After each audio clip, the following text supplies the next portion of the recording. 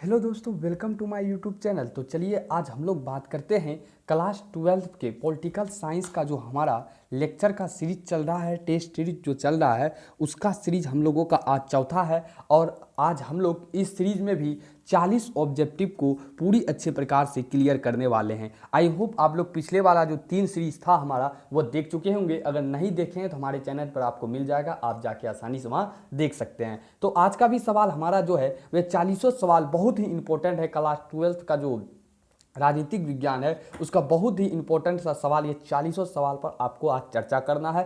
पूरा अच्छी प्रकार से आपको इसे याद करके यहाँ से अभी जाना है, ठीक है। तो आपको हम 2-3 बात बताते हैं, वो आपको फॉलो करना है। क्या आप सबसे पहले पेन पेपर ले लें, ठीक है।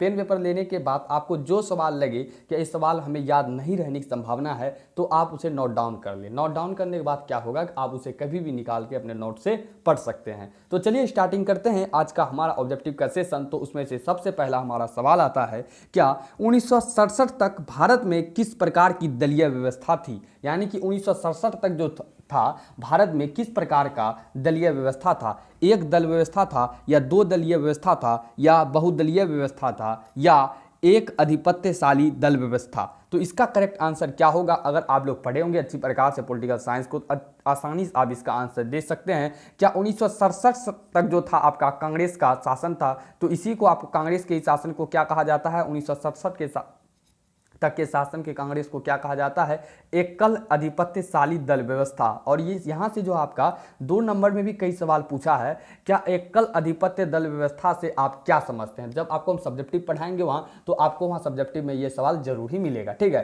तो यहाँ ऑब्जेक्टिव में इसका जो आंसर क्या होगा, 1967 तक भारत में किस प्रकार की दलीय व्यवस्था थी, तो इसका आंसर यही होगा, क्या एकल अधिपत्यशाली दल व्यवस्था, ठीक है। तो चलिए नेक्स्ट सवाल देखते हैं। नेक्स्ट सवाल हमारा है, कि भारत में किस राजनीतिक पार्टी को दामपंथी पार्टियों की कोटि में रखा जा सकता है। यानी कि ये चारों पार्टी में से कौन सा पार्टी है जिसे आप दामपंथी पार्टियों की कोटि में रख सकते हैं। बहुजन समाजवादी पार्टी को या मार्क्सवादी कम्युनिस्ट पार्टी को या भारतीय जनता पार्टी को या कांग्रेस क्रांतिकारी समाजवादी पार्टी को। तो आप जो भारत की राजनीतिक पार्टी दामपंथी पार्टी की श्रेणी में जो रख सकते हैं वह आप रख सकते हैं भारतीय जनता पार्टी को। किस पार्टी को, भारतीय जनता पार्टी को। चलिए नेक्स्ट सवाल देखते हैं। नेक्स्ट सवाल हम लोगों का है कि भारत के प्रथम राष्ट्रपति कौन थे। और ये सवाल बहुत ही हल्का सवाल है लेकिन कई बार एग्जाम में पूछा गया है, इसको ऑप्शन देने की जरूरत नहीं, डायरेक्ट आपको आंसर बताते हैं। ये सवाल आपको याद ही होगा। आई होप आपको ये पूरी अच्छी प्रकार से याद होगा। भारत का प्रथम राष्ट्रपति कौन था, तो डॉक्टर राजेंद्र प्रसाद। और भारत का प्रथम प्रधानमंत्री कौन थे, तो पंडित नेहरू जी। ये बात को आप जानते ही हैं, ठीक है। तो इस सवाल में कुछ है दम ही नहीं है। चलिए आगे देखते हैं, ठीक है।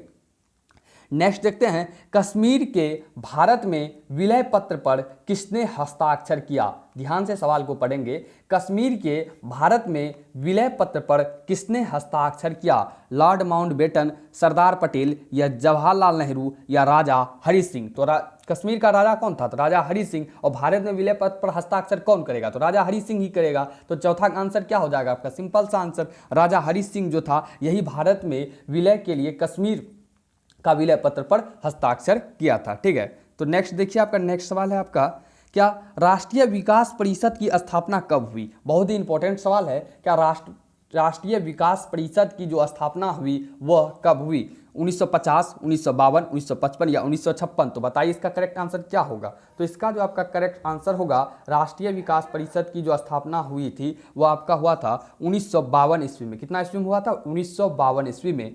नेक्स्ट आपका छठा सवाल आता है, बहुत ही इंपॉर्टेंट सवाल, कि योजना आयोग का नया नाम क्या है। तो योजना आयोग का नया नाम क्या है, वो चेंज किया गया, आपको पता ही होगा, आप लोग पढ़े होंगे किताब। तो बताइए इसमें कौन सा सही आंसर होगा, राष्ट्रीय विकास परिषद, अंतर्राज्यीय परिषद, नीति आयोग या अल्पसंख्यक आयोग। तो बताइए इनमें से कौन सा सही आंसर है योजना आयोग का जो नया नाम है। तो जितने बच्चे आप ऑप्शन नंबर सी पर करेक्ट आंसर लगा रहे हैं उसका बिल्कुल ही करेक्ट आंसर है, क्या योजना आयोग का जो नया नाम है वह आपका है नीति आयोग। क्या है, नीति आयोग।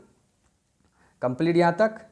सातवां सवाल आता है कि प्रधानमंत्री लाल बहादुर शास्त्री ने किस समझौते पर हस्ताक्षर किए। प्रधानमंत्री के बारे में जो लाल बहादुर शास्त्री था, इनमें से चारों में से कौन सा समझौता था जिस पर प्रधानमंत्री जो आपका लाल बहादुर शास्त्री जी है उसने हस्ताक्षर किया था। शिमला समझौता 1972 में इस समझौता पर, सिंधु नदी समझौता पर, या भारत पाक समझौता पर, या ताशकंद समझौता पर 1966 में। तो आपका जो प्रधानमंत्री लाल बहादुर शास्त्री जो समझौता किए थे वह आपका किए थे ताशकंद समझौता 1966 में जो हुआ था उसी पर हस्ताक्षर किए थे। याद रखेंगे इस सवाल को कि हमारा लाल बहादुर शास्त्री जो हम हस्ताक्षर किए थे वो किए थे ताशकंद समझौता पर जो 1966 ईस्वी में हुआ था। नेक्स्ट देखते हैं हम लोगों का आठवां सवाल आता है कि भारत और पाकिस्तान के बीच कारगिल युद्ध कब हुआ। बहुत ही इंपॉर्टेंट सवाल, कि भारत और पाकिस्तान के बीच कारगिल युद्ध कब हुआ। तो बताइए इसका करेक्ट आंसर क्या होगा। 1995, 1996 या 1998 या 1999। तो जितने बच्चे ऑप्शन नंबर घ में लगा लें टिक, तो उसका करेक्ट आंसर है आपका जो कारगिल, भारत और पाकिस्तान के बीच कारगिल युद्ध हुआ था वह आपका 1999 ईस्वी में हुआ था। नेक्स्ट सवाल आता है आप लोगों का, क्या सिंडिकेट पदबंध किनका संबंध है। पहले बात यह जानिए क्या कांग्रेस के अंदर ही सिंडिकेट थी, तो इसका करेक्ट आंसर क्या होगा। किताब को पढ़े होंगे तो पूरी अच्छी प्रकार से आपको इससे डिटेल में पता होगी। अगर आपको नहीं पता है, अगर किताब नहीं पढ़े हैं तो आप हमें कमेंट बॉक्स में बता देंगे, उस टॉपिक पर आपको वीडियो मिल जाएगी, ठीक है। लेकिन आप यहाँ सवाल बताइए, क्या सिंडिकेट पदबंध से किनका संबंध है। कांग्रेस के वरिष्ठ नेतागण, युवा तर्क, या कांग्रेस के सभी नेतागण, या कांग्रेस के इंदिरा विरोधी वरिष्ठ नेतागण। तो इसका जो करेक्ट आंसर होगा सिंडिकेट पदबंध का जो आपका संबंध हो जाएगा वो हो जाएगा कांग्रेस के इंदिरा विरोधी वरिष्ठ नेतागण से इसका संबंध है सिंडिकेट का, ठीक है। याद रखेंगे कांग्रेस के इंदिरा विरोधी जो वरिष्ठ नेतागण था उसी का संबंध है आपका सिंडिकेट से, ठीक है।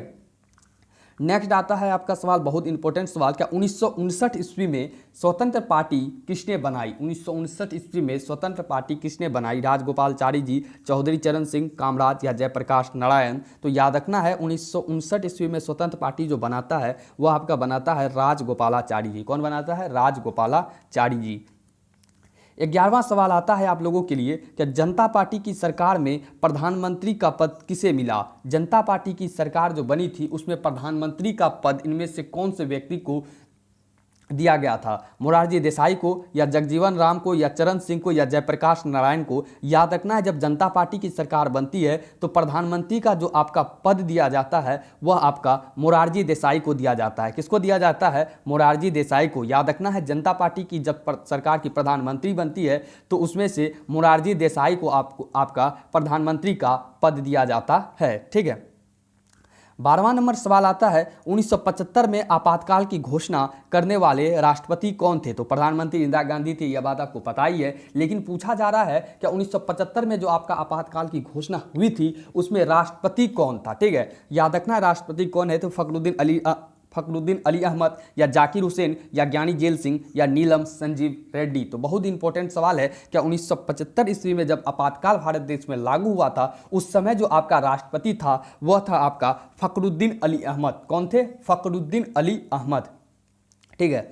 13वां नंबर सवाल आता है, क्या राष्ट्रीय जनता दल भारत के किस राज्य में सक्रिय है। राष्ट्रीय जनता दल एक पार्टी है, तो यह पार्टी जो है वह भारत के किस राज्य में सक्रिय है।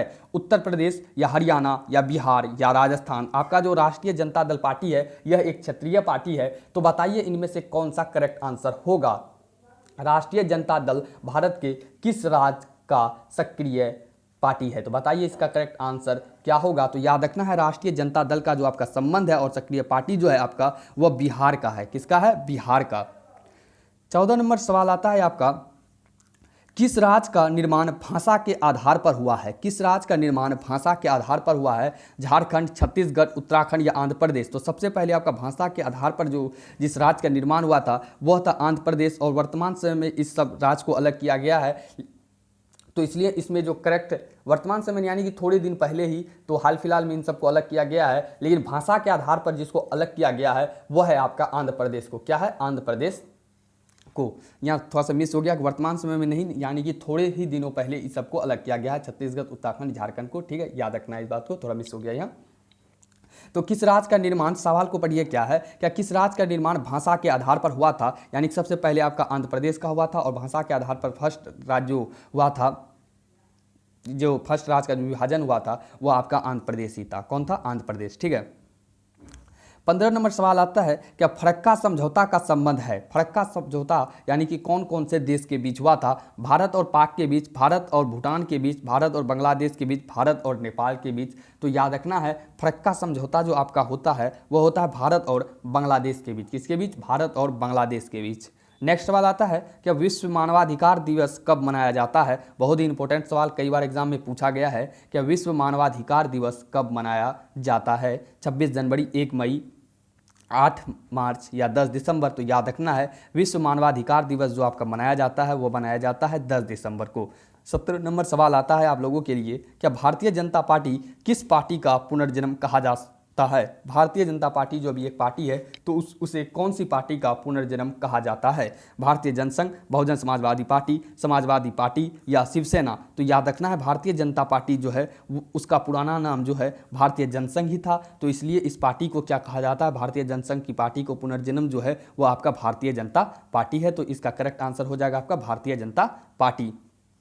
नेक्स्ट 18 नंबर सवाल आता है, क्या वर्तमान में केंद्र में किस गठबंधन की सरकार है? वर्तमान समय में अगर पूछा जाए क्या केंद्र में किस गठबंधन की सरकार है? संयुक्त प्रगतिशील गठबंधन या वाम मोर्चा या तीसरा मोर्चा या राष्ट्रीय जनतांत्रिक गठबंधन? तो याद रखना है वर्तमान समय में जो केंद्र में किस गठबंधन की सरकार है तो राष्ट्रीय जनतांत्रिक गठबंधन यानी कि राजग की सरकार है। राष्ट्रीय जनतांत्रिक गठबंधन की वर्तमान समय में केंद्र में सरकार है। 19 नंबर सवाल आता है, क्या मनरेगा का नाम सुने ही होंगे, तो मनरेगा कार्यक्रम की शुरुआत किसके द्वारा की गई थी? अटल बिहारी वाजपेयी के द्वारा या इंद्र कुमार गुजराल या मनमोहन सिंह या HD देवगौड़ा? तो मनरेगा कार्यक्रम की शुरुआत निम्न में से किसके द्वारा की गई थी? तो याद रखना है मनरेगा की जो शुरुआत की गई थी वो आपका मनमोहन सिंह के द्वारा की गई थी। किसके द्वारा? मनमोहन सिंह के द्वारा। 20वां सवाल आता है आप लोगों के लिए, एमनेस्टी इंटरनेशनल का मुख्यालय कहाँ है? याद रखना है बहुत ही इंपॉर्टेंट सवाल, MVVI सवाल है। क्या एमनेस्टी इंटरनेशनल का मुख्यालय कहाँ है? वीना में, जेनेवा में, लंदन में? लंदन है, ठीक है, याद कर लेंगे इसको, थोड़ी सी मिसप्रिंट है, ठीक ना। लंदन में या न्यूयॉर्क में? तो एमनेस्टी इंटरनेशनल का मुख्यालय जो है आपका वह आपका लंदन में ही है। ठीक है, कहाँ है? लंदन में। एमनेस्टी इंटरनेशनल का मुख्यालय कहाँ है? तो लंदन में। ठीक है, तो चलिए 21वां सवाल को देख ही लेते हैं। क्या तनाव शैथिल्य का दौर कब शुरू हुआ? तनाव शैथिल्य का जो दौर होता है वह कब शुरू होता है? 1945 के बाद, 1960 के बाद, 1970 के बाद, 1980 के बाद? याद रखना है तनाव शैथिल्य का जो दौर शुरू होता है वह होता है 1970 के बाद। तो इस प्रकार से हम लोगों ने 21 सवाल को कंप्लीट कर चुके हैं और हम लोग 19 सवाल को और देखेंगे और आज की हमारी वीडियो खत्म हो जाएगी। तो एक बार आपको बता दें कि आप अगर हमारे चैनल से जुड़ना चाहते हैं तो चैनल को सब्सक्राइब कर लो, बगल में बेल आइकन को प्रेस कर दे ताकि आपको सभी प्रकार के नोटिफिकेशन मिलते रहे। और अगर आपको मेरे साथ अधिक से अधिक जुड़ना है तो डिस्क्रिप्शन में एक टेलीग्राम का लिंक दिया गया है, आप डायरेक्ट वहां से जुड़ सकते हैं। आप हमें मैसेज करके पूछ सकते हैं किसी प्रकार की डाउट होने के लिए। और हाँ, अगर किसी भी प्रकार की वीडियो का हम अगर PDF देते हैं तो आपको हमारे टेलीग्राम चैनल पर ही मिल जाएगा, इसलिए आप हमारे टेलीग्राम ग्रुप से जुड़ जाएँ तो आपको बहुत सी बेनिफिट होगी। तो चलिए हम लोग देखते हैं 22वां नंबर सवाल क्या है हम लोगों का। 22वां नंबर सवाल आता है, क्या अब प्रथम गुटनिरपेक्ष सम्मेलन का अध्यक्ष कौन थे? प्रथम गुटनिरपेक्ष सम्मेलन के अध्यक्ष कौन थे, ये सवाल है आपका। तो बताइए इसका करेक्ट आंसर क्या होगा? जवाहरलाल नेहरू, सुकर्णो या अब्दुल नासिर या मार्शल टीटो? तो याद रखना है प्रथम गुटनिरपेक्ष सम्मेलन का जो आपका अध्यक्ष था वह आपका था मार्शल टीटो। कौन थे? Marshal Tito. 23 नंबर सवाल आता है आपका, क्या वार्सा संधि का सबसे पहले किस राज्य ने छोड़ा? तो वार्सा संधि जो किया गया था वह वार्सा संधि को सबसे पहला किस राज्य ने छोड़ा? या राज्य से आपका जो संबंध आता है वह देश से आता है, जिनमें से कौन सा देश है जो सबसे पहले वार्सा संधि को छोड़ता है? पोलैंड, यूगोस्लाविया, अल्बानिया या पूर्वी जर्मनी? तो याद रखना है वार्सा संधि को जो सबसे पहला राज्य छोड़ता है वह आपका छोड़ता है अल्बानिया, जो है वार्सा संधि को सबसे पहले छोड़ता है। ठीक है, 24 नंबर सवाल आता है, निम्न में से कौन नाटो का सदस्य नहीं है? निम्न में से कौन नाटो का सदस्य नहीं है? Bharat, Britain, France, Germany? याद रखना है नाटो का सदस्य जो इनमें से नहीं है वो अपना ही भारत है, नाटो का सदस्य नहीं है। ठीक है, 25 नंबर सवाल आता है, क्या 1996 में तालिबान ने किस देश में अपना शासन स्थापित किया? 1996 में पूछा जा रहा है क्या इनमें से कौन सा देश है जिसमें तालिबान जो एक आतंकवादी संगठन है उसने अपना शासन स्थापित किया था ईरान में या इराक या पाकिस्तान। तो याद रखना है क्या 1996 में तालिबान ने जो अपना शासन स्थापित किया था वह अपना अफगानिस्तान में किया था। कहाँ किया था? अफगानिस्तान में। 26 नंबर सवाल आप लोगों के लिए आता है, क्या एक ध्रुवीयता की स्थिति किस राज्य का एकमात्र प्रभुत्व का परिचायक है? एक ध्रुवीयता की स्थिति किस राज्य के एकमात्र प्रभुत्व का परिचायक है? तो बताइए इनमें से कौन सा करेक्ट आंसर है। तो एक ध्रुवीयता की जो स्थिति आई थी, यानी कि जब यूएसएसआर और यूएस में जो आपका शीत युद्ध का दौर शुरू हुआ था, तो उनमें से आपका 1991 में क्या होता है, यूएसएसआर का विघटन हो जाता है। उसके बाद संयुक्त यानी सोवियत संघ था और संयुक्त राज्य अमेरिका था। तो आपको पता ही है कि 1991 में आपका जो सोवियत संघ है उसका विघटन होने लगता है। तो एक ध्रुवीय की जो स्थिति आती है उसमें जो सबसे शक्तिशाली राष्ट्र निकलता है वो आपको पता होगा, क्या संयुक्त राज्य अमेरिका निकलता है। तो वही यहाँ इस 26 नंबर सवाल है, क्या एक ध्रुवीयता की स्थिति किस राज्य का एकमात्र प्रभुत्व का परिचायक है? तो इसका करेक्ट आंसर तुरंत ही मार सकते हैं आप लोग, संयुक्त राज्य अमेरिका। कौन सा हो जाएगा? संयुक्त राज्य अमेरिका। 27 नंबर सवाल आता है, भारत किस संगठन में पूर्ण संवादी भागीदार है? भारत किस संगठन का पूर्ण संवादी भागीदार है? यूरोपीय संघ का या आसियान का एशियाई क्षेत्रीय मंच या किसी का नहीं? 27 नंबर सवाल का करेक्ट आंसर क्या होगा कि भारत किस संगठन का पूर्ण संवादी भागीदार है? तो इसका करेक्ट आंसर हो जाएगा आसियान का एशियाई क्षेत्रीय मंच का भारत जो है पूर्ण संवादी भागीदार है। 28 नंबर सवाल आता है, एशिया का कौन सा देश G8 समूह का सदस्य नहीं है? एशिया का कौन सा देश इनमें से G8 का सदस्य नहीं है? चीन, जापान, भारत, पाकिस्तान। तो याद रखना है जापान जो है आपका G8 समूह का सदस्य नहीं है। नेक्स्ट आता है, दक्षिण एशियाई देशों में सैनिक शासन का सबसे पहले किस देश में स्थापित हुआ? दक्षिण एशिया देशों में इनमें से कौन सा देश है जहां सैनिक शासन सबसे पहले स्थापित हुआ था? तो बताइए इसका करेक्ट आंसर क्या होगा? श्रीलंका, नेपाल या पाकिस्तान या भूटान। तो याद रखना है दक्षिण एशियाई देशों में पाकिस्तान एक ऐसा देश है जहां सैनिक शासन सबसे पहले स्थापित किया गया था। 30 नंबर सवाल आता है कि दक्षिण एशिया का कौन सा राष्ट्र माओवादी उथल पुथल का शिकार है? माओवादी उथल पुथल का इनमें से कौन सा देश जो है शिकार है दक्षिण एशिया का? सवाल आपका ये है। तो बताइए करेक्ट आंसर क्या है? नेपाल, बांग्लादेश, पाकिस्तान या भारत। तो माओवादी उथल पुथल जो है वह आपका है नेपाल में। कहाँ है? नेपाल में। और दक्षिण एशिया का यही देश है जहाँ माओवादी उथल पुथल का यह देश शिकार है और जिसका वह देश है आपका नेपाल। कौन सा देश? नेपाल। 31 नंबर सवाल आता है, बहुत ही इंपॉर्टेंट सवाल, क्या संयुक्त राष्ट्र संघ की आर्थिक व सामाजिक परिषद में कुल कितने सदस्य हैं? तो बहुत इंपॉर्टेंट सवाल है, याद रखेंगे इस सवाल को। क्या संयुक्त राष्ट्र संघ की आर्थिक व सामाजिक परिषद में कुल कितने सदस्य हैं? 9, 18, 27 या 54? तो याद रखना है संयुक्त राष्ट्र संघ की आर्थिक व सामाजिक परिषद में जो सदस्यों की संख्या है वह आपकी है 54। कितनी है? 54। 32 नंबर सवाल को देखा जाए, क्या 1950 में संयुक्त राष्ट्र संघ की महासभा ने किस नई व्यवस्था को जन्म दिया? 1950 में संयुक्त राष्ट्र संघ जो है वहाँ की महासभा ने किस नई व्यवस्था को जन्म देता है? सामूहिक सुरक्षा, सत्ता संतुलन, शांति स्थापना या शांति निर्माण? तो याद रखना है 1950 में संयुक्त राष्ट्र संघ की महासभा ने एक नई व्यवस्था को जन्म जो देता है वह है आपका शांति स्थापना। क्या है? शांति स्थापना। 33 नंबर सवाल आता है, क्या संयुक्त राष्ट्र संघ के किस महासचिव की मृत्यु वायु दुर्घटना में हुई थी? तो बताइए इनमें से कौन सा जो महासचिव है संयुक्त राष्ट्र संघ का जिसका मृत्यु जो है वायु दुर्घटना में हो जाता है? ट्रिगी लाई, डैग हैमरशेल्ड या यूथांट या कोफी अन्नान? तो याद रखना है इनमें से जो आपका जो महासचिव का मृत्यु होता है वायु दुर्घटना में तो डैग हैमरशोल्ड का। किसका होता है? डैग हैमरशोल्ड का, अर्थात बी नंबर इसका करेक्ट आंसर यानी कि ख, डैग हैमरशोल्ड।